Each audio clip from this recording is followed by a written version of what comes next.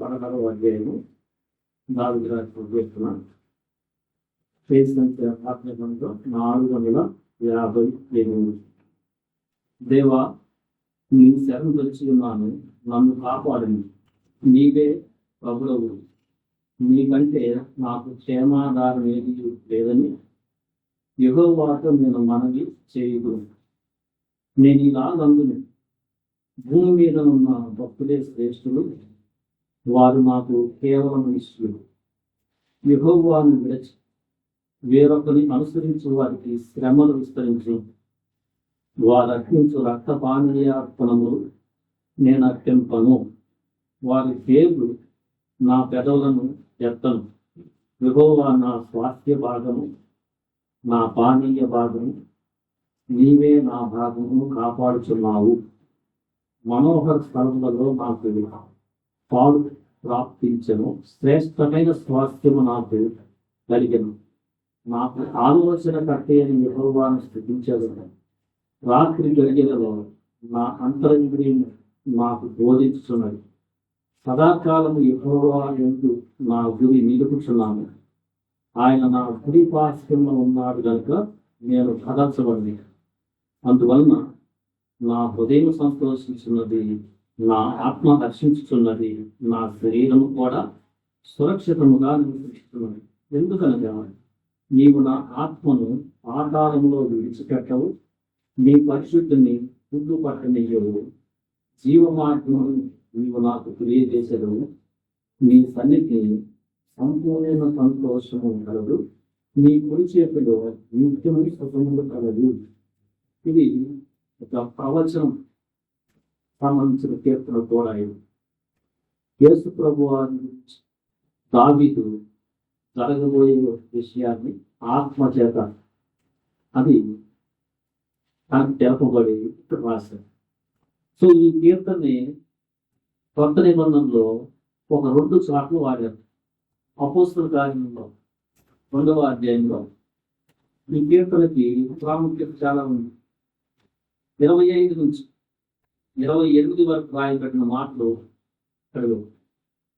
యేసు ప్రభువారిని 24 వచనం, మరణము ఆయనను బంధించుట అసాధ్యము కనుక దేవుడు మరణ వేదన తొలగించి ఆయనను లేఖను అని చెబుతూ అపోస్తలుడైన పేతురు పరిశుద్ధాత్మతో నింపబడి కీర్తన 16లో ఉన్న ప్రవచన భాగాన్ని క్రీస్తు గురించి రాస్తాను. నేను ఎల్లప్పుడూ నా ఎదుట నా ప్రభువును చూస్తుంది. ఆయన నా కుడిపార్శ్వమున ఉన్నాడు కనుక నేను కదల్చబడను. కావున నా హృదయం ఉల్లసించను, నా నాలుక ఆనందించను, నా శరీరము కూడా నిరీక్షణ కలిగి నిలకడగా ఉండను. నీవు నా ఆత్మను పాతాళంలో విడిచిపెట్టవు, నీ పరిశుద్ధిని గుర్తుపట్టనివ్వవు. నాకు జీవ మార్గము తెలిపి నీ దర్శనం అనుగ్రహించిన ఉల్లాసంతో నింపెదవు. నీ మాట కీర్తనలో 16:8 నుంచి చివరి దాకా 11వ వచనం ఉన్న మాట అట్లా కోట్ చేశారు. ఇంకో చాట కూడా 13వ అధ్యాయం అపోస్తల కార్యము 35వ వచనం, కావున వేరొక కీర్తన యందు, కీర్తన నంబర్ చెప్పలేదు కానీ ఇదే అది రాస్తుంది 16, నీవు నీ పరిశుద్ధిని గుర్తుపట్టనీయకు అని చెప్పుచున్నాడు. దావీదు దేవుని సంకల్పం చొప్పున తన తరము వారికి సేవ చేసి నిద్రించి తన పితరుల యొద్దకు చేర్చబడి కుండిపోయిన కానీ దేవుడు లేపిన వాడు అంటే క్రీస్తు ఇల్లు పట్టలేడు అని చెప్తూ ఆ కీర్తనలో చెప్పబడింది దావీదు గురించి కాదు, రాసిన దావీదే అయినా క్రీస్తు గురించి చెప్పబడింది. ఎందుకంటే నీవు నా ఆత్మను పాతాళంలో విడిచిపెట్టవు, నీ పరిశుద్ధిని తిప్పులు పట్టని నీవు క్రీస్తు మనకి తిరిగి వేస్తాడు అనేది ముందుగా ప్రవచించబడింది కీర్తనలో దావీదు. సో యేసు ప్రభువు కొన్ని విషయాలు చూస్తే దావీదు యొక్క మనసు కూడా కనిపిస్తుంది. సో మనము మన జీవితాన్ని ఈ కీర్తనలో పెట్టుకొని దేవుడు మన ఎలా ఉన్నాడు అనేది గ్రహించి మనం ఆరాధన చేస్తున్నాం. ఈరోజు దేవా, నీ శరణు వచ్చి ఉన్నాను, నన్ను కాపాడును. నీవే ప్రభుడవు, నీకంటే నాకు క్షేమాధారం ఏంటి లేదని యెహోవాతో నేను మనం చేయలేదు. రక్షణ పొందిన మనకి దేవుడు అన్ని విషయాల్లో క్షేమం. ఏదైనా ఆపద వచ్చినా కాపాడే విషయంలో అవ్వచ్చు, మనం క్షేమంగా బతకడానికి ఆహార విషయంలో అవ్వచ్చు, మనకి ఆరోగ్యాన్ని ఇచ్చి, మన శరీరంలో స్వస్థ ఇచ్చే విషయంలో అవ్వచ్చు. అంటే మనకి ఈ కీర్తనలో రాయబడినట్టుగా 9వ వచనం మన హృదయాన్ని సంతోషించేది, ఆత్మని హర్షింపజేసేది, శరీరాన్ని కూడా సురక్షించేది దేవుడే. సో ఈ కీర్తన ఎవరికంటే రక్షణ పొందింది, ఎల్లప్పుడూ దేవుని వైపు చూసి ప్రయాణం చేసేవాడు, అంటే భక్తుడు. సో నిజమైన భక్తులకి దేవుడే క్షేమం. ఎవరు భక్తులు అంటే ఎవరైతే భక్తహీన భక్తులు, క్రీస్తు యేసులో దేవుడు మనల్ని అంగీకరించడం వలన ఆయన బిడ్డలుగా ఉన్నాం.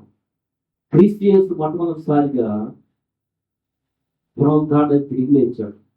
ఇంకెప్పుడైనా చూస్తాడు, నీవు నా ఆత్మను పాతాలను విడిచిపెట్టవు, పరిశుద్ధిని కుళ్ళు పట్టేవు. క్రీస్తును నమ్మిన మనకి శరీరంలో నూతన జీవాన్ని ప్రభు ఇచ్చాడు, ఆత్మ సంతోషాన్ని ఇచ్చాడు, ఆత్మ హర్షించాడు, హృదయంలో నెమ్మది. ఇవన్నీ కూడా క్రీస్తులో ఉన్న దేవునిలో మనకు దొరికినాయి. 4వ వచనంలో యెహోవాను విడిచి వేరొకరిని అనుసరించే వారికి శ్రమలు విస్తరించును. ఒకప్పుడు మనం దేవుని క్రీస్తుని అంగీకరించినప్పుడు మనకు ఒకరు కాదు దేవతలు, అది క్షేమమైన మార్గం కాదు, శ్రమ అయిన మార్గము. అంటే శ్రమ అంటే క్రీస్తుని నమ్ముకున్న వాళ్ళు కూడా శ్రమ పొందుతారు, కానీ ఇక్కడ శ్రమను అనిపించుకుని వీళ్ళు ఆనందాన్ని పొందుతూ పరిశుభ్రంగా ఎదుగుతుంటారు. ఆ శ్రమలు వేరు, నిత్య నాశనానికి వచ్చిన శ్రమలే. లోకంలో ఎవరైనా శ్రమ పడాలని వచ్చిన ప్రభుత్వ ప్రాప్తైన, కానీ ఆ శ్రమలు ఏంటంటే అంత చిక్కులే, కన్ఫ్యూజన్ అని. అప్పుడు అలాంటి పరిస్థితిలో ఉండి మనం క్రీస్తు ద్వారా దేవుని దగ్గరికి వచ్చాము. మనకు ఆయనే యెహోవా నా స్వాస్థ్యం, పానీయ భాగం, ఆయనే మనం అన్ని విషయాలు కాపాడేది. మన భాగాన్నైనా, భాగం అంటే ఏదైనా అవ్వచ్చు, ఇక్కడ మాకున్న ఆస్తి అయినా అవ్వచ్చు. సో మనకి ఒక ప్రతి దాన్ని కూడా కాపాడేది ఆయనే. సో మనం ప్రార్థన చేసుకోవాలి, దేవా నీ శరణు తెచ్చున్నామని కాపాడు అని అనుకోవచ్చిన వాడు. సో యేసుక్రీస్తే మనకి జీవపానీయం, జీవజలం, జీవాహారమే. మనకి క్రీస్తు ద్వారానే మనోహరమైన స్థలంలో మనకి ఆ వచనం చూస్తాం. తర్వాత మనోహరమైన స్థలంలో మనకి ఎలా ప్రవేశం వచ్చిందంటే, పాలు ఎలా ప్రాప్తిస్తుందంటే క్రీస్తు అన్నది అక్షయమైన నిర్మలమైన వాడబాని ఆ స్వాస్థ్యాన్ని, అది మనోహరమైనది, బాధ లేదు, వ్యాధి లేదు, మరణం లేదు, నిత్య సంతోషము, నిత్య జీవము. అలాంటి ప్లేస్లో దేవుడే మనతో ఉంది. మనలో ఉన్న ప్రతి ఆత్మకు సంబంధించిన, హృదయానికి సంబంధించిన సంతోషాన్ని, నిత్య సమాధానం అనుభవించే ఆ స్థితిని మనం క్రీస్తు ద్వారా పొందుతున్నాం. దేవా మనోహరమైన స్థలం కదా నీవు బాగా ఇచ్చావు. యేసుప్రభు మళ్ళా వచ్చి మీరు వదిలేవు, నేను మరలా వచ్చి మిమ్మల్ని తీసుకెళ్తాను, నేనుండే చోట మీరుండేటట్టుగా మీకు ఒక స్థలాన్ని సిద్ధపరిచి, అక్కడ మనోహరమైన ప్లేస్ అది, స్థలం, స్వాస్థ్యం సిద్ధపరిచి నేను మళ్ళా వస్తున్నాను అని చెప్తున్నారు. దాన్ని బట్టి మనము మన తండ్రిని ఆరాధించలేము. భగవంతులను నిన్ను విడిచి అనేకమైన దేవతలు, విగ్రహారాధన, చెట్లు సంపూజించారు. ఆ యొక్క నాశనకర మార్గం, శ్రమ కలిగిన మార్గంలో నుంచి ఇక్కడ మనం చెప్తున్నాడు 11వ వచనం, జీవ మార్గాన్ని నాకు తెలియజేశారు. ఇది ఇరుకైనా ఉంటుంది. అనేకులు వెళ్ళాలనుకుంటారు కానీ వెళ్ళలేదు. సో క్రీస్తు చెప్పిన మార్గము, రక్షణ, జీవ మార్గము మనకి దేవుడు చూస్తున్న విషయం. ఆయన చెప్పినప్పుడు నేనే మాట్లాడి సత్యం, జీవాన్ని. నా ద్వారా తప్పితే ఎవరు కూడా నా తండ్రి అయిన దేవుని దగ్గరికి రారు. ఆ మార్గంలో మనం ఉన్నాం. ఎంత ధన్యత మనం.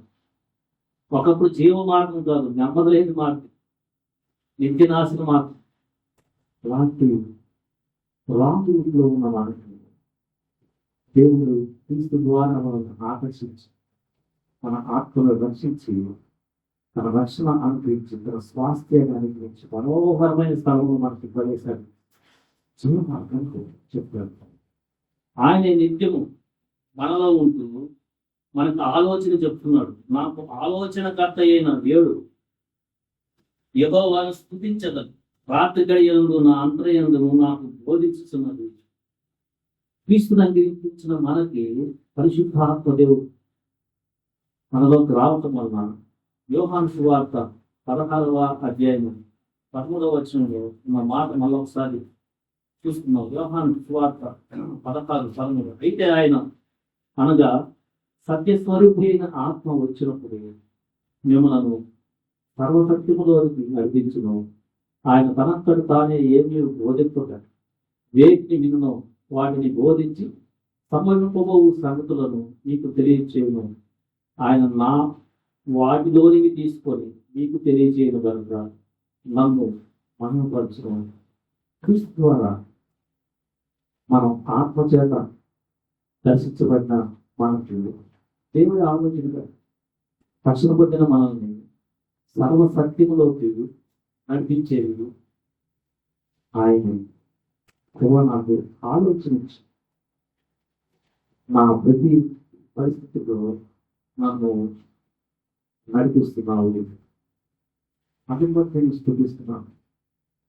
సరైన ఆలోచన మనకి ఇక్కడ లేకపోతే మనం చాలా ఇబ్బందులు పడతాం. ఎందుకంటే ఈ లోకంలో చాలా ముందు మార్కెట్, చాలా ట్యాప్స్ ఉన్నాయి, చాలా ఉన్నాయి. ధనాన్ని ఎట్లా వాడాలో మనకు ఆలోచన లేకపోతే అన్ని ఇప్పుడు నాశపోయే ఆత్మహత్య చేసుకునే ఆత్మ ఉన్నాయి. మనుషులు ఉన్నారు. ఈ లోకంలో మనకు వచ్చే ఆలోచన అన్ని విషయాలు మంచిది కాదు. అయితే ప్రభు యెహోవా అనుగ్రహించే ఆలోచన ఏంటంటే అది సదాకాలం నిలుస్తుంది, లాంగ్ ఉంటుంది ఆయన చెప్పే ఆలోచన. సో మనకి ప్రతి విషయంలో, మనకి భక్తి విషయంలో అయినా ఎలా నడుచుకోవాలి, ఇక్కడ కుటుంబంలో ఎలా బిడ్డను పెంచాలి, మనం ఎట్లా క్షేమంగా ఉంటే ఎలా ఉండాలని మన దైవ గ్రంథంలో చాలా మాటలు ఉన్నాయి. అంతేకాదు పరిశుద్ధాత్మ దేవుడు మనలో ఉండటం వలన ఆయా సమయాల్లో మనకి ఆలోచించి నడిపిస్తాడు. దావీదు కూడా చెప్తున్నాడు,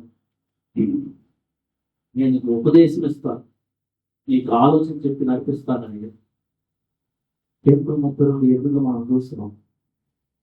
సో ఆయన మనకి ఆలోచనకర్త నడిపిస్తున్నాడు. మనకి ఆలోచన చేసి నడిపించకపోతే మనం జీవ మార్గంలో ఉన్నాం. మనం మళ్ళా రాంగ్ రూట్ వెళ్ళి చాలా తడబడతాము. ఈ మార్గం ఏంటంటే మనల్ని నిత్యం ఆశ్రయించే మార్గం లేదు.